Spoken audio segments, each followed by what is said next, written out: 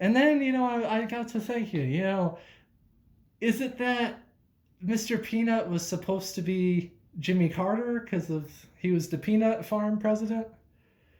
Was that was that what it was? Like Jimmy Carter versus Bill Clinton in the 90s? I don't That might have been why, but regardless of whether or not that was the thing, that was a really good premise, the idea. And then seeing the robots fight the humans and like seeing robots basically the size of like refrigerators, and they're basically bulky like refrigerators too. Like these refrigerator bots, these like these soda machine bots and all that, and they're fighting with humans with guns or something, and the movie's trying to pretend that somehow bombs don't exist, that they would have just bombed these things quicker. And also, how much of a connection do they have to all the to all the other tech in like the military or something? Because since they're robots, does that mean that they have better control of the other technology in the military too in this movie? Well, they don't explain that, so it's not needed to.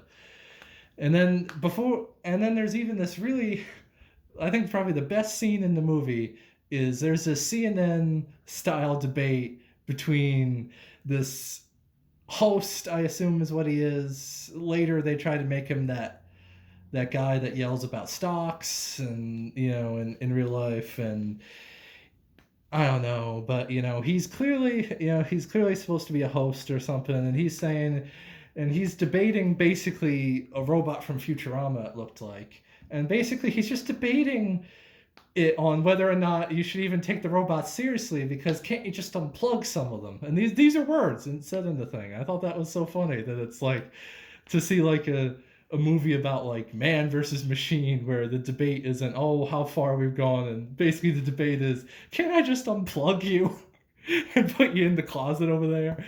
Yeah. But anyway, though, we have this so that was pretty much the peak of the film. And even when they had the peace agreement signed between Mr. Peanut and Bill Clinton, who they deep faked into this, they did a good Forrest Gump style way where like they deep fake the guy, and it wasn't that bad. It wasn't that noticeable. It was a little noticeable, tiny points, but he's not in it long enough to really be like, oh, that was a terrible effect. And then there's this tech genius guy played by Stanley Tucci. I'm probably not saying that right.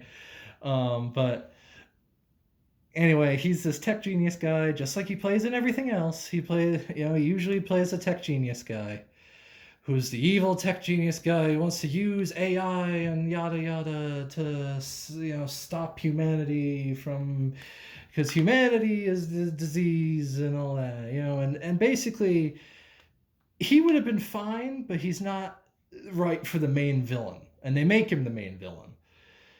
He has this technology that basically allows you to splice your mind in between robots and vacation, as long as you put these big 90s arcade style VR, like goggles on. And that's a good premise in itself. And, because they establish that the robots, even though a lot of them feel like would be easily taken out, there are bigger ones and more indestructible ones that they would need to make their own robots to stop. So there's this one general guy. He was the CEO of Vought from The Boys for a while.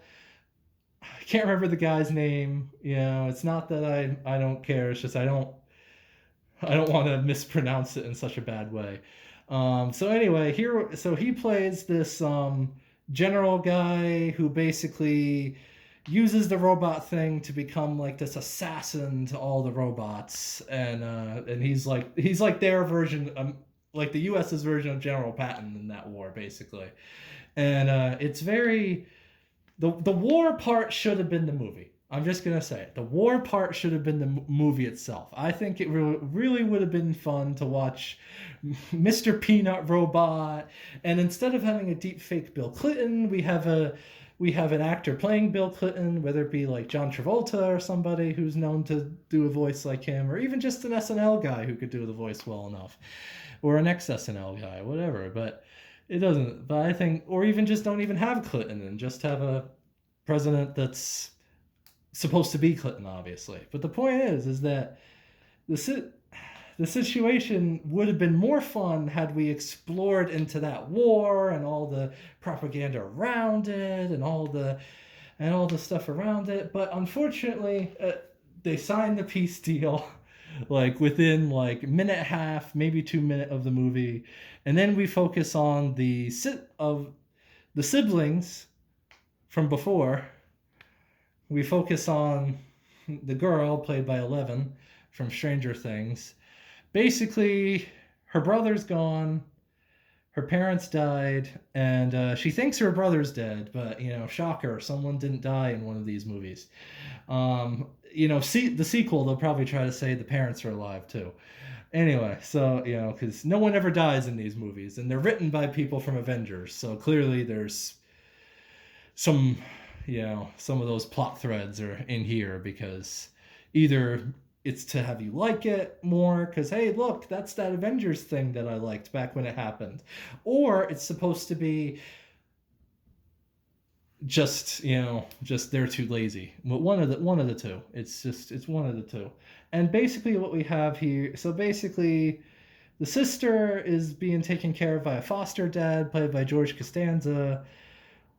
He's honestly the closest thing besides the CNN report that I talked about earlier that's understands the premise, understands what the problem is, and he's not part of the bad things, but he's not written that well. He would have worked 1,000 times better had he been part of like the 90s warfare versus Mr. Peanut thing. That would have been that if you had put George Costanza, say like an angry general or like an angry soldier or something, or like even make him a TV broadcaster too. You already showed one from CNN. Why not make him like Discount Hannity or something, or like whoever the '90s guy was, at the time, and just have him yelling about the robots too, or have him like a just maybe even like a radio guy that's yelling about it. He could have worked better. The unfortunate thing is that they don't give him a lot to work with. They basically just make him the jerk stepdad, which again, it works because you can't lie and say that George Costanza can't get angry on a dime. But the thing is that it's part of this thing that happens in this movie that's basically just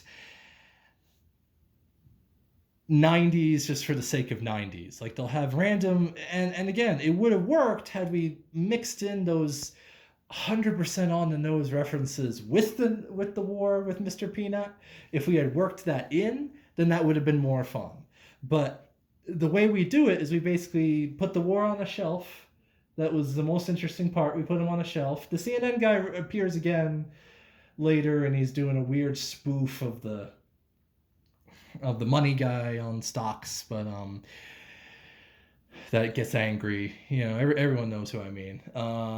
And he plays that kind of guy where he's like, I don't really care. And that Mrs. Incredible lady plays as, I guess, supposed to be like a Maddow type or like a Joy Reid type, I guess, interviewing the tech guy. And he gives the usual speech you expect of war this, humanity is evil because of our this, and we have to like make humanity more dependent on AI because of this and that and this and that. And it's obvious that he's just going to be the generic villain. And as soon as it cuts to Eleven from Stranger Things being the main character, I could tell from a moment, it's like, okay, so this is done being interesting. It's done being this really fun and bombastic sci-fi war 90s revisionist history thing to just like her trying to find her brother, and Star-Lord helps her. And again, some people might say he has a character name in this, it's the same character. It really is. It's the exact same character. There's like literally they even have to cut his hair later.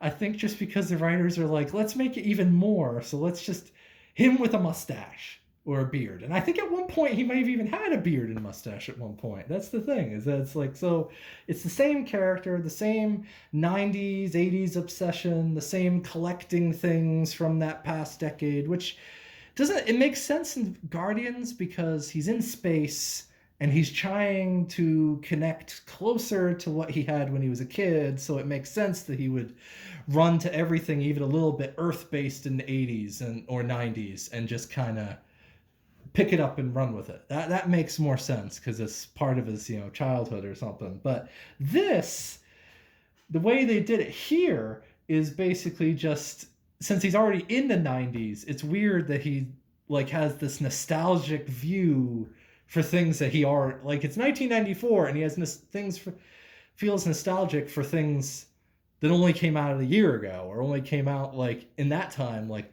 2 months ago. So it's like, that's kind of like saying like you're getting nostalgic for the new Fanta flavor that just came out 3 days prior. Like it makes more sense when it's in the future, but it doesn't make as much sense when it's in the 90s. But again, they're only doing it just to do the Star-Lord thing again.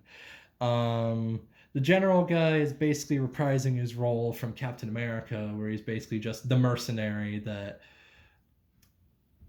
doesn't really matter that much to the script, but man, the movie treats it like it does. I'll basically just say what happens with him. He hunts them down. He's this bounty hunter type thing that hunts them down for a long time. The tech guy hires him to try to hunt them down. He was already hunting them down, but the tech guy wants him to hunt him down anyway, and he's upset by this, even though again he's a little suspicious of him, I guess. And it's not really established who's in charge. Is it the top brass general guy who's, since the war stopped, doesn't have anything to do, or is it the tech guy? Because they're kind of treating the tech guy as though he's the ipso facto leader of like America, but then other times it feels like maybe the general might have had more sway there. I don't know. It just kind of. And then the general guy just kind of fights with Mr. Peanut for a little bit because it's supposed to be that Obi-Wan scene. But I'll get to that in a little bit. But anyway, so we basically have so Eleven doesn't like the whole virtual reality thing because she thinks everyone should be in the moment. And when they eventually make a VR video game of this later, or like some sort of video game of virtual reality later, I want people to remember that they said that you have to be in the moment is the message. You can't. Well, it's funny because when they make a video game of this someday, let's see if the in the moment is still in the thing, or if it's dive deeper in to get more coins.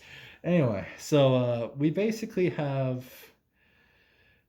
So she's on a road trip because her brother used the splicing technology while in a comatose state, that they're somehow using his brain.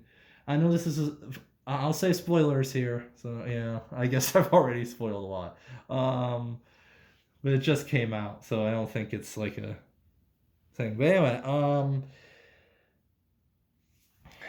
so somehow her brother's neural capacities somehow are powering and helping every single thing run in this tech world. I don't really get how, because they don't really explain it. They just kind of say we're using something from him.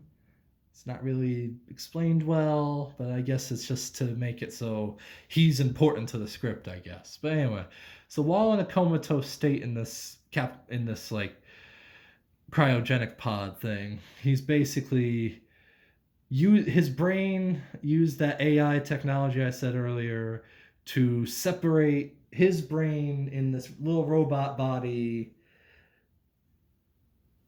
that basically goes to get his sister, and they go to try to find him, and they make it so from this point on you can tell exactly how the movie's gonna go. You can tell, you really can.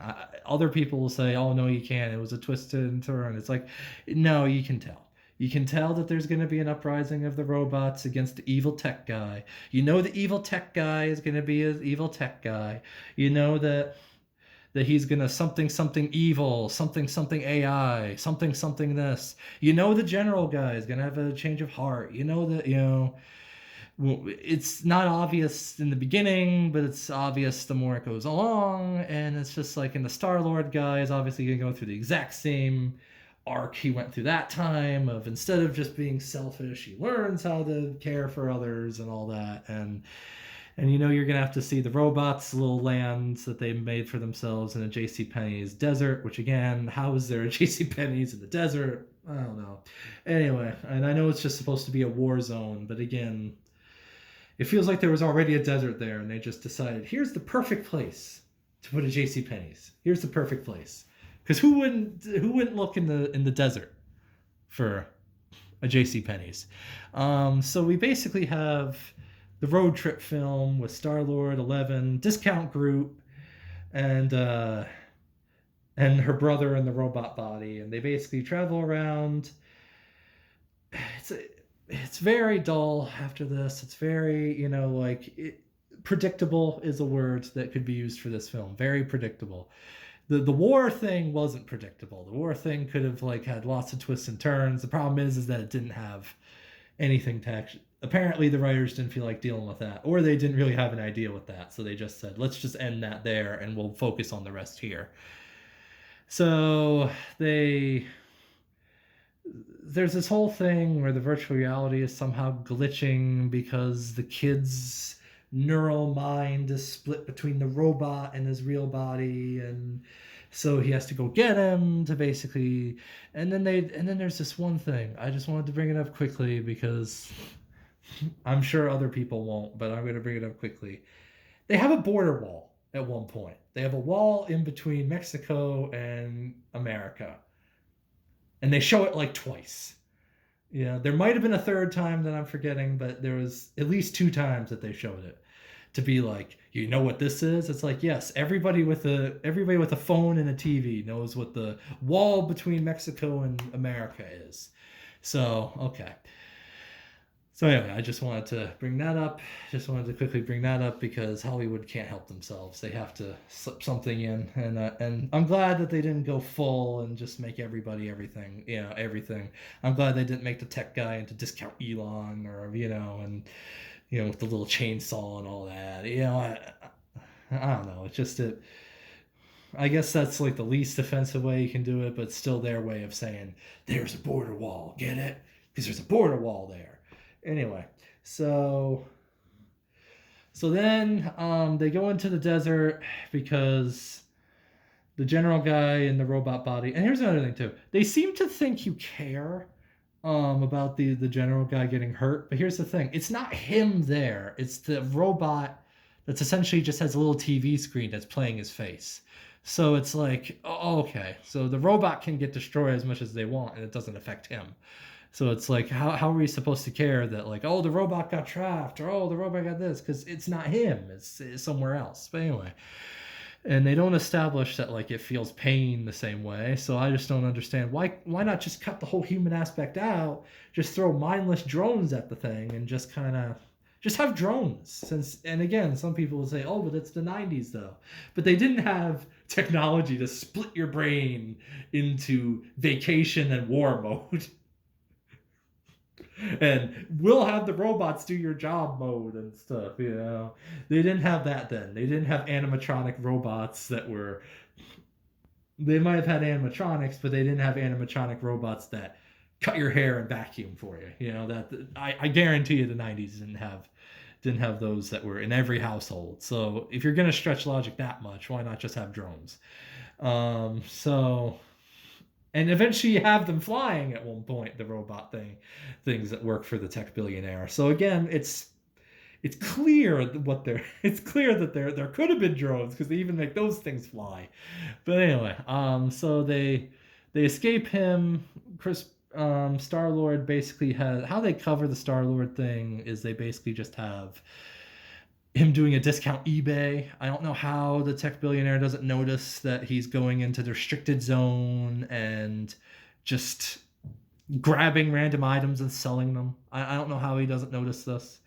Anyway, But so anyway, so we basically have the road trip film that a lot of people knew it was going to be. So did I, but I thought maybe the war thing will be the biggest aspect, but no, it isn't. It's the road trip film. The road trip film that does all the check boxes, all the things you expect from it. All the humor that, oh look, we did. Look at this, look at that. So the giant version of Discount Groot, that's a robot, pretty much just picks up a van with Star-Lord and Eleven and her brother's robot in it, and they basically try to walk over to try to find him, and Star-Lord's not really that okay with it, but just the whole thing, the bonding setups are set up and all that, and then they get caught by a robot who shoots a refrigerator at them, and then now they're caught because he keeps shooting at these refrigerators at him. Thank God that we have a J.C. Penney's in there, because I'm sure that they had. I'm sure. Maybe it wasn't just refrigerators. Maybe it was other things. But still, they end up catching him. And then Hank Azaria robot.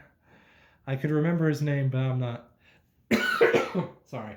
I don't remember the thing's name. Maybe it was like, I don't know, but Hank Azaria robot is a magician, and there's this whole joke that that goes on for, I think, too long, but where basically he just kind of waves his little wand hand at the door and says it shall open, and it doesn't open because the robot doesn't understand what that means, and then just kind of, I don't know. There's at one point where then they go into the J.C. Penney's that's now the robot sanctuary. The thing, that thing, and so basically there's this robot with a Marvel comic in it, because get it, it's a Marvel comic, and then there's a talk, because the writers who made this was Marvel, and a lot of our writing is stolen from Marvel. It's almost to the point that I'm surprised Disney didn't sue them, because it's like, I know you have a contract with us for this other film, but that doesn't, I don't know if that means you get to make an entirely different film that rips them off so much. Anyway, so we basically have so we get to meet Mr. Peanut and the Peanut Mobile, and they build it up like they, thank God they don't build it up as much, because we all saw them before. So thank God it's not like who's this? So Woody Harrelson voices Mr. Peanut, and he does the old man approach, which again, for how they decided to do him, yeah, it works, I guess. I still think if we had him be like the Patton for the robots, and he's like, or he's like the robot general and leader that's like fighting the humans or something, like that would have been marketing in itself. Come watch this movie where robot Mr. Peanut is the villain, and again, maybe Planters just didn't want their brand associated with being an evil villain, so it's like, here, we'll just make it a thing, But anyway, so apparently we have a situation where now we have a Mr. Peanut voiced by Woody Harrelson, who I first thought was Matthew McConaughey, but it turned out to be Woody Harrelson, and it's not a terrible voice. It's just the old man attitude they gave him doesn't care. Like, I think if you're gonna have Mr. Peanut, and the movie even paid for the licensing and all that to have Mr. Peanut, and Planners even had an ad. You can look it up if you want after this, for it, that ties in with the movie and all that, and says go see Mr. Peanut in this. I feel like he should have had more of like a Deadpool, or like maybe like a more comedic attitude, and less of like he comes across like Harrison Ford in Indiana Jones new movie, where it's basically just, I'm here. I don't want to be here, but I'm here. And it just comes across like that. He does the whole I don't want a war thing. even though he was the one starting the war before, but whatever, they want to say that he's done with war now, and he wants to have peace in the thing. There's somehow a treaty with them, even though all of humanity wants to destroy robots. I don't know why the same people who are like, kill, kill, kill with the robots would be like, would also be like, but here's some land. Here's some land we're going to let you have. And we're never going to try to bomb until a human steps foot on it. And somehow all the other robots know this and let the robot, even though apparently the treaty is you have to have the thing be a, you have to, anyway, you have to not let a human be part of it. And it's very, and if you let a human be there, then something, again, they don't really explain it that well, but how I got it was a human, if he's on the robot land or in the robot safe hold JCPenney's, he basically, the treaty now is in question again. Did they decide the JCPenney's, I guess? Maybe that's why they built the JCPenney's, just so they had something there. Good thing that they decided to give them a mall and not just like a couple tents, for the, because how many warring sides are like, here, we'll build you a full mall to live in, like with like a JCPenney's mall. We'll build you a whole mall with a food court and everything, and this is what we'll build you to live in now. Like how many of them are doing this, and how many of them would just say, here's a trailer or here's a tent. And also they're not people either. So you could just, like, since they're robots, I can see where they would just be like, you have your land, what else do you need? You don't need to eat or drink. So it's not like you need supplies in there. Again, the treaty thing's very very questionable how that happened. Would have loved to have seen how that happened instead of just seeing Bill Clinton sign, the general sign, Mr. Peanut sign, the end. But anyway, I would have liked to have seen the inner workings of that a little more, but all right. But then Mr. Peanut they try to make him the Obi-Wan of this, where like you keep expecting him to sacrifice himself to save somebody. But here's the thing. We all know they're not going to kill Mr. Peanut again. Okay, they tried it with the commercial. It didn't really work for them, so they brought him back. So they're not going to repeat that by killing him again. And then all the jokes from YouTube and and TikTok and all them and all the others that basically just says, "Oh, Mr. Peanut died again." Of course, repeating the same idea. So basically, the most that happens. So basically, there's a point. So there's this scientist guy that the sister tries to find because he knows where the brother is, because he's the scientist who did it. And just like Wong from Jurassic Park, they basically say, "I know you were the villain scientist that basically did the horrible science thing, but we want to rewrite you as a hero now. So you're a hero now." And he's played by Short Round from Indiana Jones. Again, I'd use names, but it's easier just to say what people know them from. So he's played from Short Round from Indiana Jones, and he's not bad. He's underutilized, but he's not bad. He programs a robot of himself because why not? Because he dies. Basically what happens with him is he dies. The robot version, the only reason they have a robot version with all his memories is because they want to kill him off and have the drama of killing him off, but they also want Eleven to be able to get to her next destination without trouble. So they do the Marvel thing of he's dead, but here's a loophole that still helps the plot, even though if you just kept him alive, you could save money on the effect for that. But anyway, so he basically does the whole "I'm sorry, I realize I was wrong" and all that thing. And there's these robot zombie things that, because God forbid there not be zombies in these movies, there has to be something that jumps out at you, because you can't watch a movie where Mr. Peanut is a robot voiced by Woody Harrelson and not have some sort of horror aspect too, because think of the children, the writers would say, we gotta scare them. We can't just have where it's like, it's not that horrifying, but like to have the thing just jump out all of a sudden, it's like, yes, clearly the movie that says we have Mr. Peanut is clearly the movie that needs to have the jump scare. Anyway, so those things don't matter anyway. They kind of just like, honestly, they disappear from the entire script. Either the short round killed them all with some device of his. I don't remember. It's all.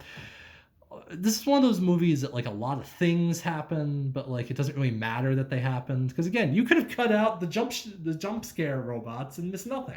You really could have. You could have just had them meet short round the other way, but just bump into him there. You could have just had him walk up to their front door. Same thing. The chute would have opened underneath them. They would have been in front of the Tesla coils that eventually it's going to be a thing because they're all robots. I wonder what the Tesla coils are for. Anyway, so we basically have so there's a battle. So the generals find them, and the tech genius guy takes over one of the robots from the soldier guys and basically kills short round basically because they want the dramatics of a death. They do this a lot of times where it's like they want the dramatics of the death, but they just do not want to actually have them dead. So it's like they're dead, but don't worry, there's a robot version alive. So then they're not dead. There's a version of them alive. Like according to the story, they're not dead. So you could have inked out the part of not dead and just inked out the robot part, and it would have been the same. Anyway, so we basically have so the general guy and Mr. Peanut have a battle. They take it way too seriously, man. Mr. Peanut's fighting somebody. You gotta make it sillier. You're taking it as seriously as like a death scene of Harrison Ford in like an Air Force One sequel. Like it's like they're taking it so seriously, and it's unfortunate they're taking it so seriously because they shouldn't have to, but they do though. They take it super seriously, where there's so much drama and Willie. Basically, what happens is Mr. Peanut loses his hat. Basically, the fight, he loses his hat. He has his hat, so no, he didn't lose it, but it falls off his head. They rip it off his head at one point. So the battle just basically is that the general guy doesn't get defeated. They try to treat it like it's Obi-Wan sacrificing himself, but I don't know. It just doesn't have it because he doesn't sacrifice himself. But they're not going to sacrifice himself because Planners is not going to give their famous Mickey Mouse character to the death to just die in such a way, so he's gonna. And again, I feel like you could have made him the Deadpool and basically had where he's like making jokes and being really funny. He should have been the comic relief. The fact that Mr. Peanut is not the comic relief is a sad thing for Hollywood. It really is. It's a sad thing for Hollywood that they didn't understand that Mr. Peanut being a robot in this needed to be the comic relief. He just needed to be. It was just a needed thing. Even if you change out the voice from him to like somebody like have Bill Hader or Downey do it. They did it from the commercials and they were pretty funny. Why can't they